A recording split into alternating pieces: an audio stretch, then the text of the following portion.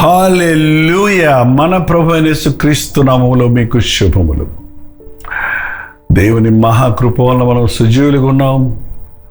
ఆయన ప్రేమను జుర్రుకుంటుండగా, ఆయన శిలువ యాగమును త్యాగమును ధ్యానిస్తుండగా, నాకైతే మీకు బోధిస్తుండగా నేనెంతగానో దీవించబడుతున్నాను. నా ప్రభువును మరింతగా హత్తుకోవాలని, ఆయన చూపిన ప్రేమకు మనం ఎన్ని చేసినా ఏమి చేసినా ఆ రుణం తీర్చుకోలేమని జీవితకాలం అంతా ఆయనకు ఇష్టలుగా, ఆయన సాక్షులుగా బ్రతకాలన్నది ఒక గురిగా పెట్టుకొని ముందుకు సాగుదాం. రెండవ చిన్న ప్రార్థన. పరిశుద్ధుడా, నీకు వందనములయ్యా. ఎవరయ్యా మా కొరకు ప్రాణమిచ్చేవారు?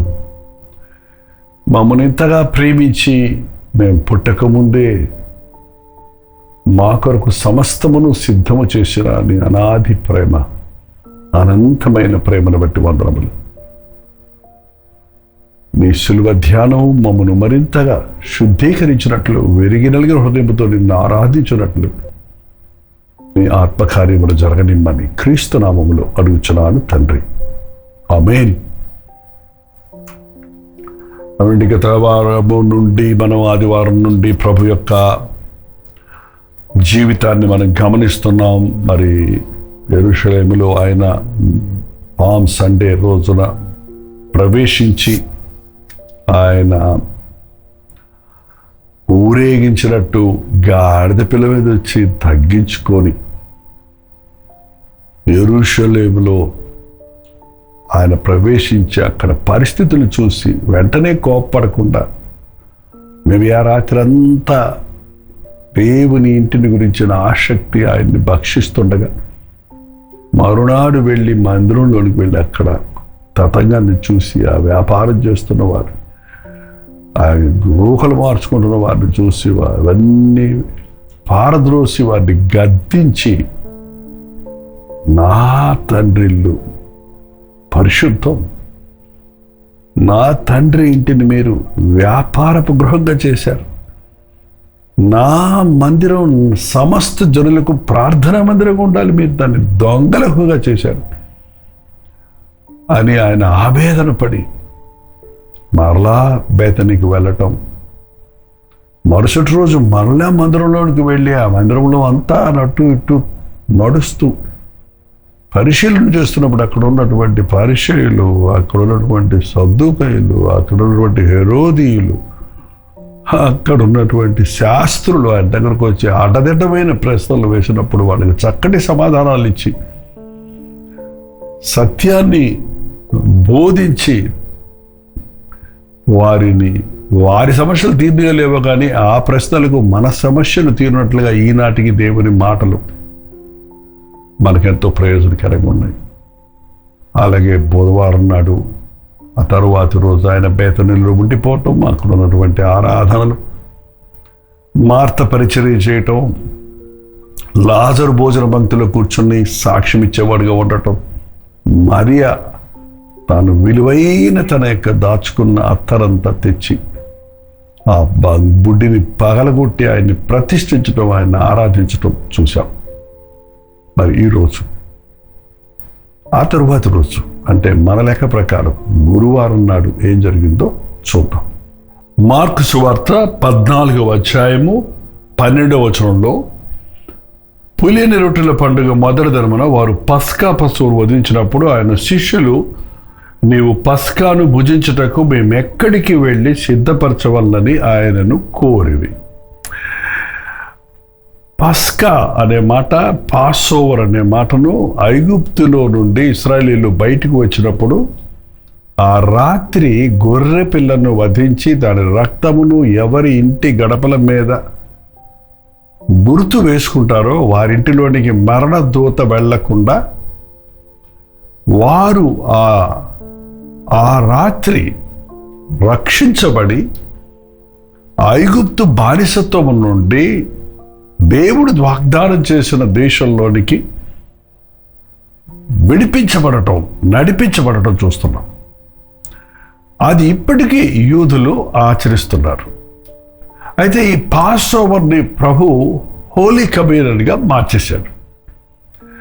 ఆనాడు గొర్రెలు బలులిచ్చారు, ఈరోజు ఎడ్ల గొడ్ల బలి పశువుల వల్ల కాదు, మన ప్రభువే మన కొరకు బలయ్యాడు.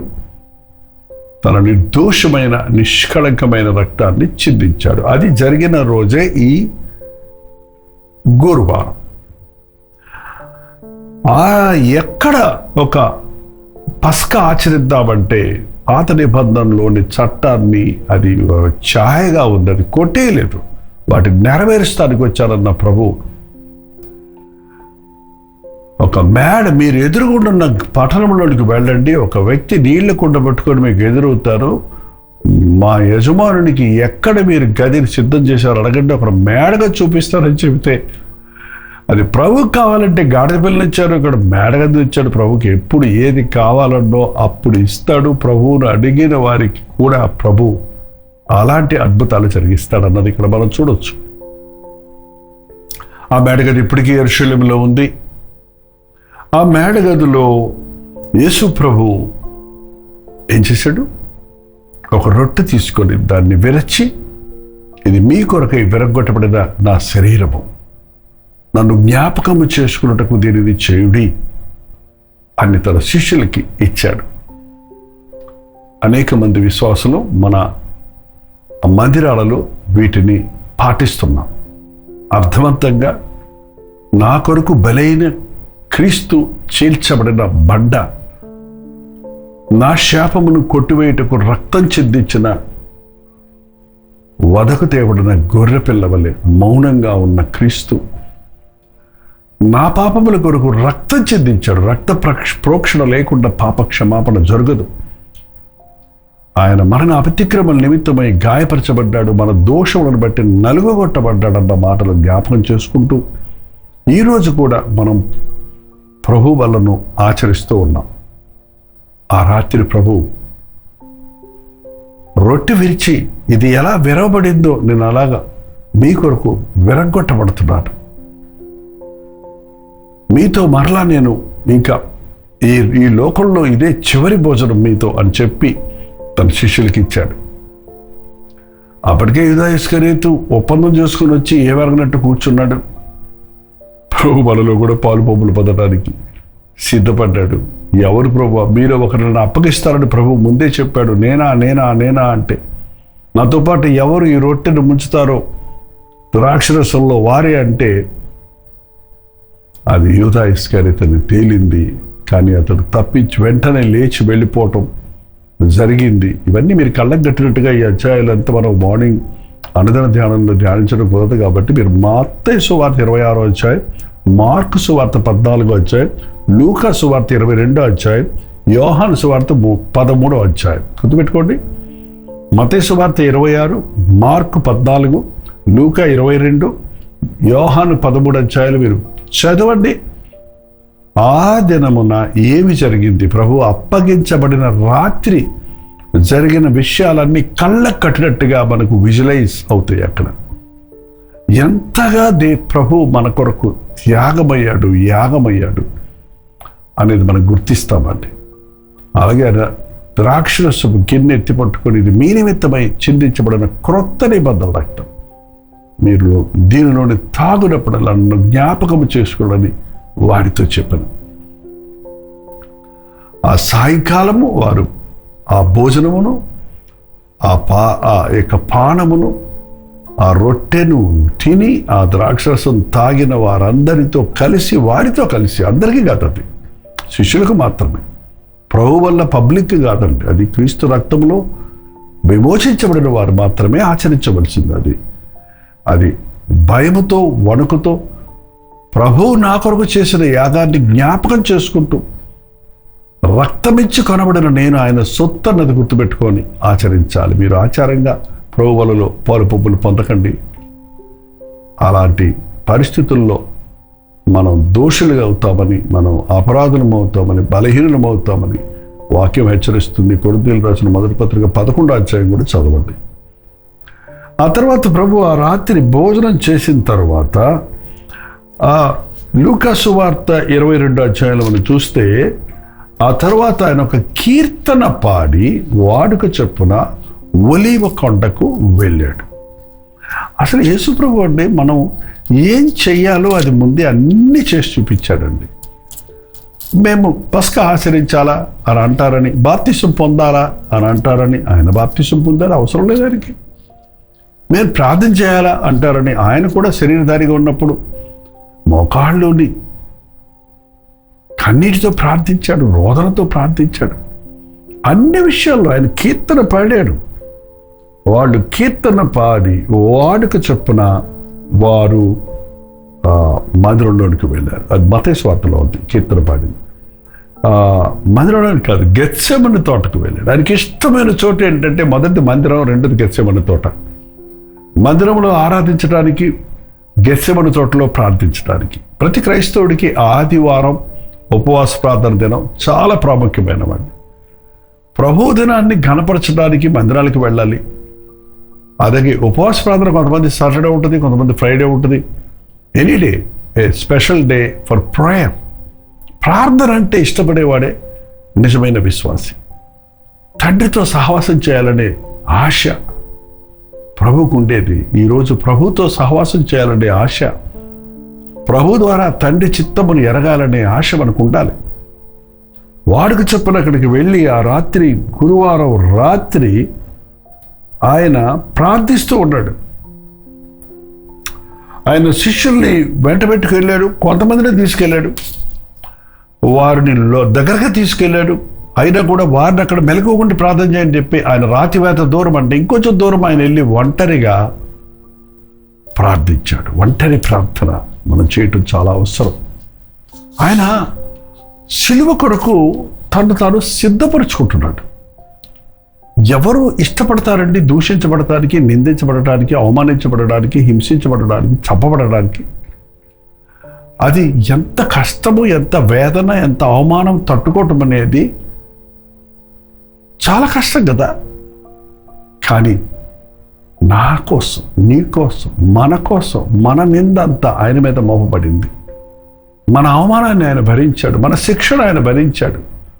మన మరణాన్ని మింగివేయటం కోసం, మరణం యొక్క బలబలవాడనగా అపవాదిని మరణం ద్వారా జయించుటకే ఆయన సిద్ధపడుతూ ఆ రాత్రి గెత్సెమని తోటలో, తండ్రి నా ఇష్టము కాదు నీ చిత్తమే జరగనిమ్ము, సాధ్యమైతే ఈ గిన్నె నా ఎదురుండి తొలగనిమ్ము. మనందరి పాప దోషములు ఆ గిన్నెలో ఉన్నట్టు, అవి అసహ్యంగా ఉన్నట్లు అవి నేను భరించలేను, పాపపు వాసన ఎరుగని ప్రభు పాప భారమును, పాపపు పరివేషణము భరించటం అన్నది నరకయాతన కంటే మించినది. మరింత వేదన పడి ఆయన ప్రార్థించినప్పుడు ఆయన చెవట నేలపడుతున్న గొప్ప రక్త బిందువుల వలె ఆయనను బైబిల్ చెప్తుందండి. అంతగా ఆయన మన కొరకు తన కన్నీటిని, రక్తమును కార్చి సిలువను ఏమైనప్పటికీ నేను అనుకుంటాను, ఈ జయపాలు నశించిపోకుండా ఉండాలంటే నేను ఇది భరించాలి అని నన్ను గురించే అనుకుంటానండి. నా ప్రభువు నన్ను అంత నమ్ముతున్నా, అంత ప్రేమిస్తున్నాడు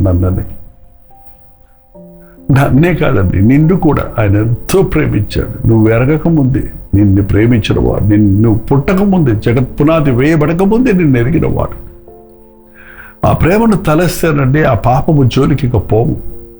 మరింత వేదన పడి ప్రార్థించిన తర్వాత ఆయన తిరిగి చూస్తే శిష్యులు ఇంకా మెలకువకుండా ప్రార్థన చేయమంటే వాళ్ళు నిద్రమత్తులోనే ఉన్నారు. మీకు అక్కర్లేదు లేవండి అనేటప్పటికే వచ్చాడు యోధా ఇస్కారియోతు. ఆయనతో 3.5 సంవత్సరాలు ఉండి తిని తాగి ఆయన అద్భుతాలు చేసిన వాడు 30 వెండి నాణాలకి ఆయన అప్పగించడానికి ఒప్పందం చేసుకొని వచ్చి రాణు వారితో వచ్చి అర్ధరాత్రి వేళ గెత్సెమని తోటలో ప్రార్థన ముగించిన ప్రభువును బంధించి, ఒక నేరస్తుడిగా బంధించి కయప దగ్గరికి, ప్రధాన యాజకుడైన కయప దగ్గరకు తీసుకొని వెళ్ళారు. ఆ రాత్రి అంటే ఈరోజు రాత్రంతా ఆయన్ని కయప దగ్గరకు తీసుకెళ్ళి, హేరోదు దగ్గర తీసుకెళ్ళి అక్కడ ఇక్కడ తిప్పి ఆయన రాత్రంతా చెరసాలలో పెట్టి కుట్టి ఆయన ముఖం మీద ఉమ్మి వేసి ఆయన నెత్తి మీద గుద్ది ఆయన అపహసించి ఆ రాత్రంతా హింసించారు ఆ రాణువారు. కయప ఇల్లు ఇప్పటికీ యెరూషలేములో ఉంది. ఆయన బంధించి పడేసిన గుహ, ఒక లోయ లాంటిది ఇప్పటికీ ఉంది. ఆ స్థలానికి వెళ్ళినప్పుడు నా ఒళ్ళు జలతరించింది. నా యేసయ్య నా కొరకు ఇంత గొప్ప యాగమయ్యాడా? అవునండి. ఆ రాత్రికి రాత్రే ఆయన్ని నేరస్తుడిగా నిరూపించి మళ్ళీ పిలాతు దగ్గర తీసుకొచ్చి, రేపు శుక్రవారం కదండి, గుడ్ ఫ్రైడే,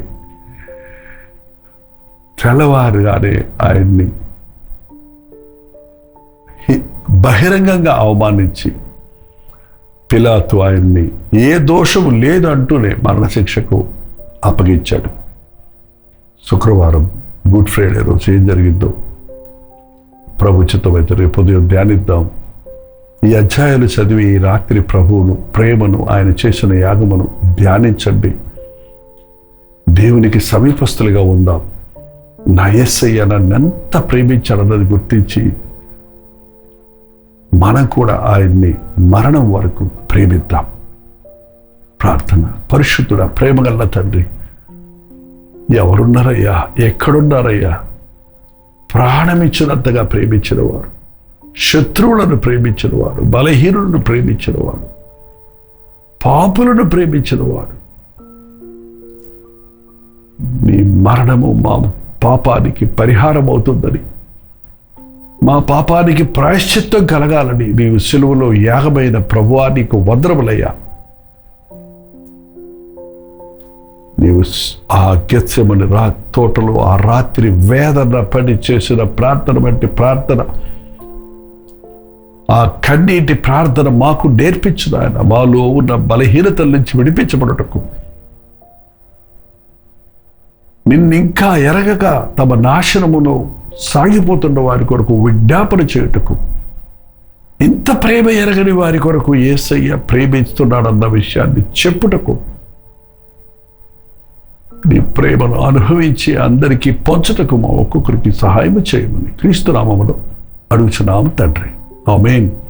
తండ్రి అయిన దేవుని యొక్క ప్రేమయు, కుమారుడైన క్రీస్తు యొక్క కృపయు, ఆదరణకర్త అయిన పరిశుద్ధాత్మ యొక్క సహవాసములు కుడి వచ్చిన మనందరికీ ఇప్పుడున్న సదాకాలము తోడైండుగాక. ఆమేన్. దేవుని స్తోత్రం. అవునండి, శిలువ మరణ పునరుద్ధానాలు ఎంత ధ్యానిస్తామో ప్రభువుకి అంత దగ్గర అవుతాం. కీర్తన 22, యెషయా గ్రంథం 53 కూడా ధ్యానించండి. నేను చెప్పిన 4 అధ్యాయాలు కూడా చదవండి. ఈ రోజంతా ప్రభు వాక్యాన్ని ధ్యానించి ఆయన ప్రేమను గుర్తించి ఆయన సిలువను గురించి మరింతగా ఎగతాళి చేస్తున్నారు. సిలువ వెరితనే అనుకుంటున్నారు.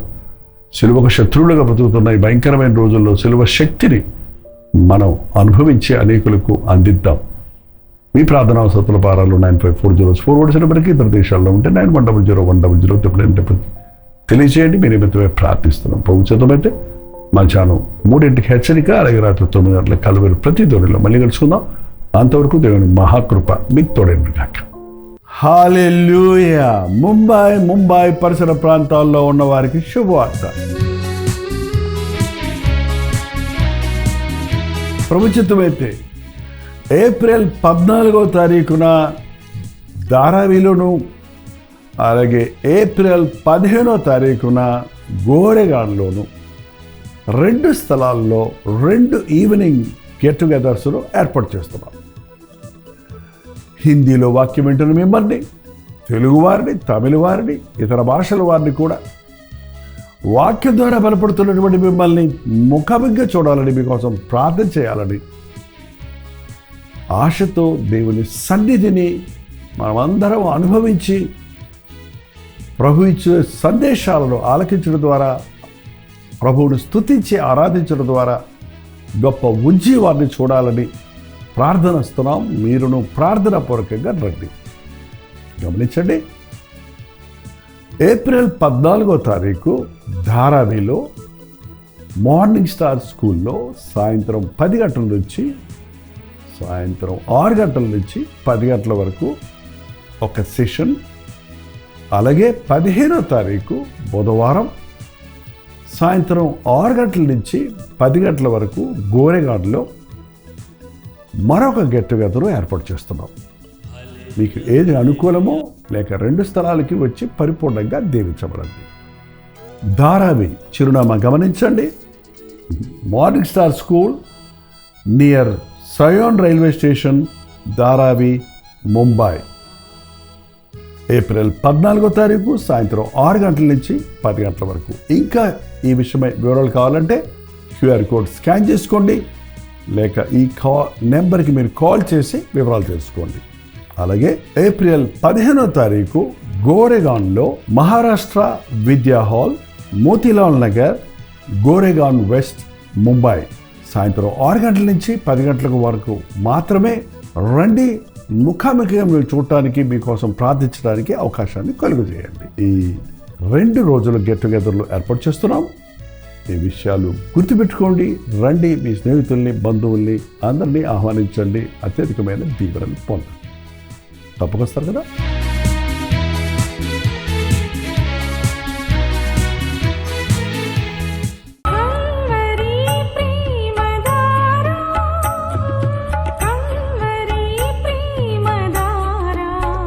కల్వరి ప్రేమధార అనే మా ద్విమాస పత్రికను ఈ మధ్య త్రైమాస పత్రిక అంటే 3 నెలలకి ఒక్కసారి మాత్రమే ప్రింట్ చేయగలుగుతున్నాం. మరి గత 40 సంవత్సరాల పైబడి కొనసాగుతున్న ఈ పత్రికను ఆపు చేయటం ఇష్టం లేక దీన్ని త్రైమాస పత్రికగా మార్చున్నాం. మీరు కల్వరి ప్రేమధార పత్రికను చదువుతున్నారా? ఒక ఉచిత పత్రిక కావాలంటే ఇవ్వాలే మీ పేరు, చిరునామా, అడ్రస్తో పాటు ఇంటి నెంబర్తో పాటు క్లియర్గా పంపించండి. తప్పకుండా ఒక ఉచిత పత్రికను మీకు పంపిస్తాం.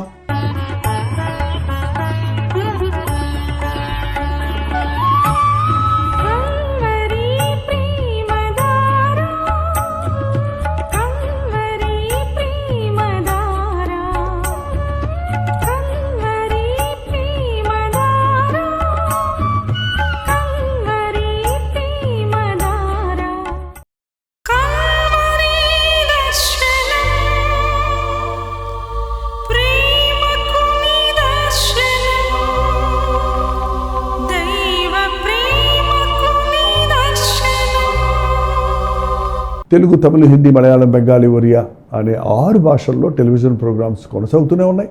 భారభరితమైన పరిచయంలో మీరు సహకరించాలని ఆశిస్తే, ప్రభు మిమ్మల్ని ప్రేరేపిస్తే మీ విరాళాలు, కానుకలు మనకి మీరు పంపించవచ్చు. అవి నేరుగా టీవీ ఛానల్స్కి వెళ్తాయి. అందులో ఏది మేము మా సొంత ఖర్చుల కొరకు ముట్టుకోవటం లేదు, వేరే పరిచయ కొరకు ముట్టుకోవటం లేదు. టెలివిజన్ పరిచయలో ఇంకా సువార్త వినని వారికి అది అందించాలని ఆశతో ఒక 20 సంవత్సరాలుగా కొనసాగుతున్న పరిచయం కొరకు ప్రార్థించండి. మీ సహకారాన్ని అందించండి. ఈ విషయం మీకు ఇంకా వివరాలు కావాలంటే 89393939 అనే నెంబర్కి మార్నింగ్ 10 నుంచి ఈవినింగ్ 10 లోపల మీరు ఫోన్ చేయండి. వివరాలు మీకు తెలియజేస్తాం.